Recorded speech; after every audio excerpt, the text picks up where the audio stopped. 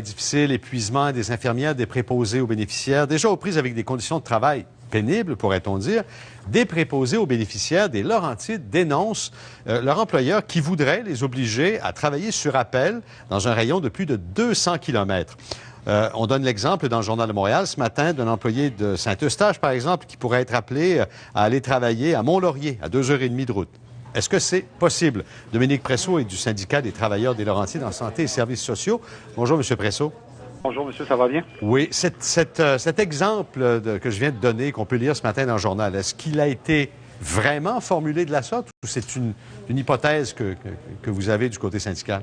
Non, il a été vraiment formulé de la sorte par le porte-parole patronal à la table de négociation le 24 janvier.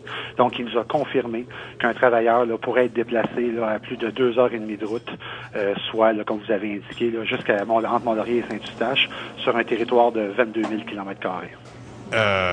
Pour l'instant, la limite territoriale, quelle est-elle? C'est beaucoup plus restreint. Présentement, on parle d'environ une trentaine de kilomètres. On pourrait parler le territoire soit de Saint-Jérôme ou le territoire de Saint-Eustache-Deux-Montagnes.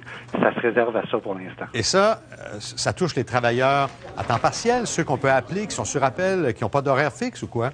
Exactement. Donc, on parle des travailleurs à temps partiel, premièrement, qui, eux, pourraient être appelés d'une journée à l'autre à être déplacés. Vous savez, on représente quand même au-dessus de 80 de femmes dans le réseau. On parle d'une conciliation famille-travail qui est loin d'être évident avec ce genre de situation-là. Bon.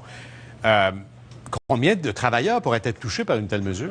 On représente présentement 6 000 personnes, donc plus que la moitié de ces gens-là sont des travailleurs à temps partiel. Mais du côté de la direction, la porte-parole du CI3S et Laurentides assure qu'il n'est pas question de demander un tel voyagement. Oui, mais je comprends, sauf qu'à la table de négociation, présentement, et ça a été répété, la décision est ferme pour l'instant, où c'est le territoire au complet des Laurentides qui serait visé par cette mesure-là. Bon. Ça fait partie des négociations au niveau local. Comment ça fonctionne? Exactement. Donc, on a eu 15 séances de négociations locales qui ont débuté le 1er octobre 2016 et on a jusqu'au 2017, et on a jusqu'au 1er octobre 2018 pour pouvoir régler cette négociation-là. Bon, compte tenu des aménagements que le ministre Barrette semble vouloir faire avec les infirmières, par exemple, les projets pilotes, je sais que là, on parle de préposés. Est-ce qu'il n'y a pas lieu de penser qu'une telle demande va disparaître? Parce que quand même, on veut améliorer la situation et non pas l'empirer. Bien, on l'espère. C'est exactement ça qu'on souhaite. Sauf que pour l'instant, c'est pas l'alignement du CI3S. Bon, ben on verra la suite des choses, bien sûr. Oui. Merci beaucoup, M. Presso. Merci beaucoup à vous. Bonne journée. Dominique Presso du syndicat des travailleurs des Laurentides en santé et en services sociaux. Je vous rappelle, bien sûr, le triste dénouement de l'histoire de la disparition d'Athéna Gervais du côté de Laval, de Sainte-Rose.